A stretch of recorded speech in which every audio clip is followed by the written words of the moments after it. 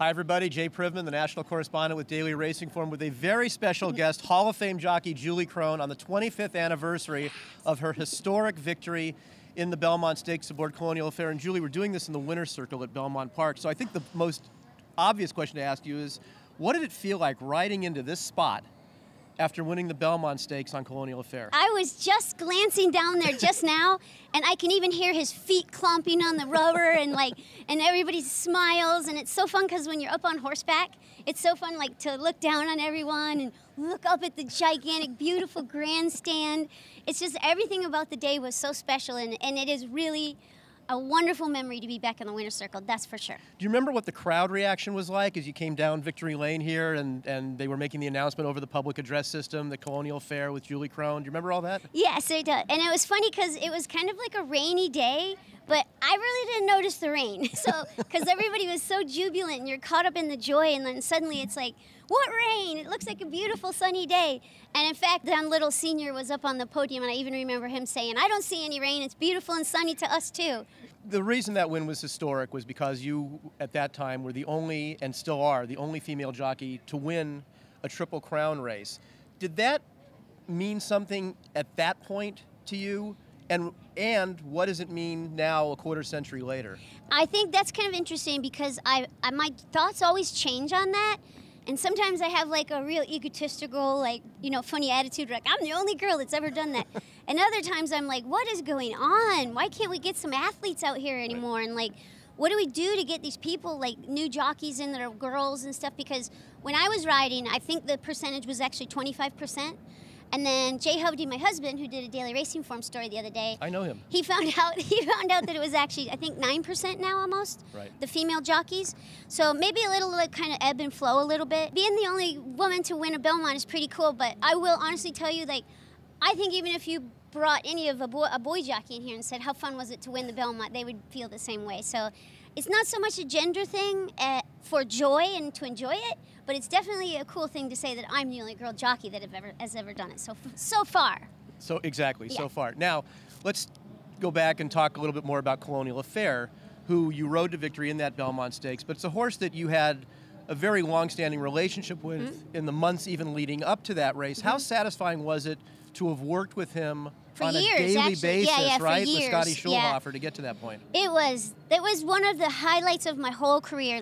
Days when I had lots and lots of winners in one day, 5 or 6 winners. And then one time there was a crazy 3-day span where I think I won 22 races or 17 races or something. Those are really kind of magical. You feel very powerful as an athlete because there's a lot of imaging you do, and there's a lot of things you do for your sport. You go to sleep early, you never go out, you eat certain foods, you want to be as strong and healthy as you can. I mean, even you look at Mike Smith, how much he's dedicated his life, and his routine is only to be a good jockey, and that's how I was. So to have rewards like that and to get a win that's so big. And it's kind of fun, too, because the syndicate of Centennial was just such a fun group because there was such a big group of people to walk into the paddock. It was so fun to have so many people to share it with because even when he was a 2-year-old, we used to tell them, you guys are going to be ready for the Belmont, right? And we literally told them that, all the time. So, yeah, it was fun to be.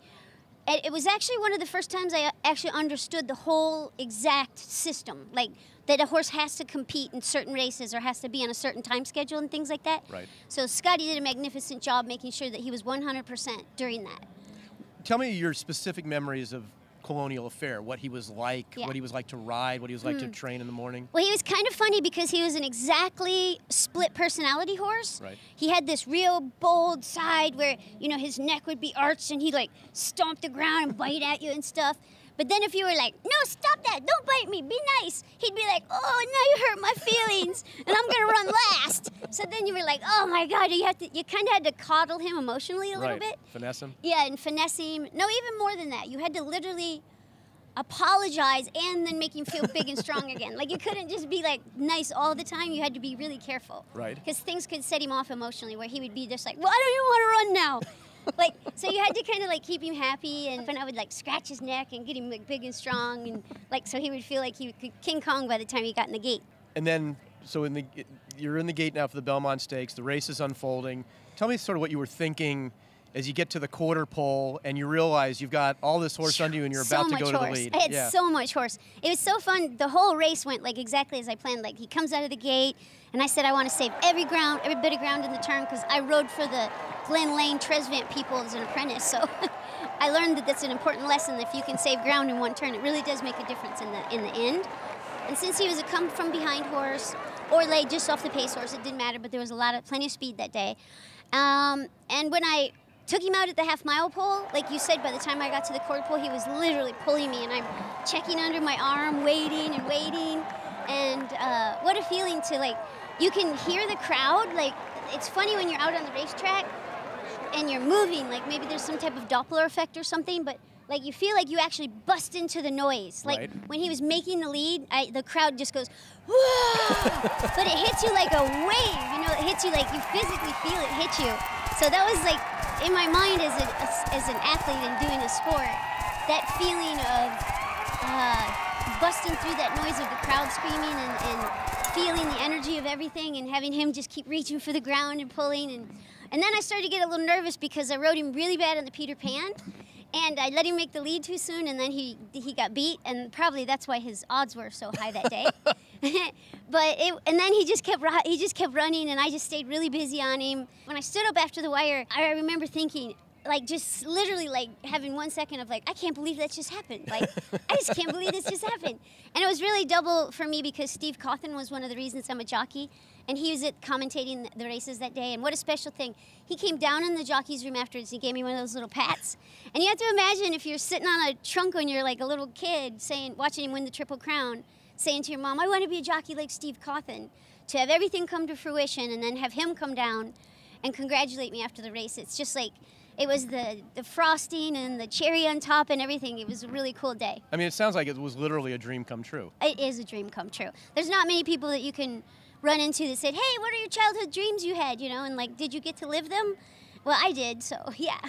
Well, it's been great catching up with you on this, Thank the you. 25th anniversary of your victory on Colonial Affair, and hope you enjoy the whole weekend here. Thank you very much. That's Julie Krone. I'm Jay Privman. Thanks so much.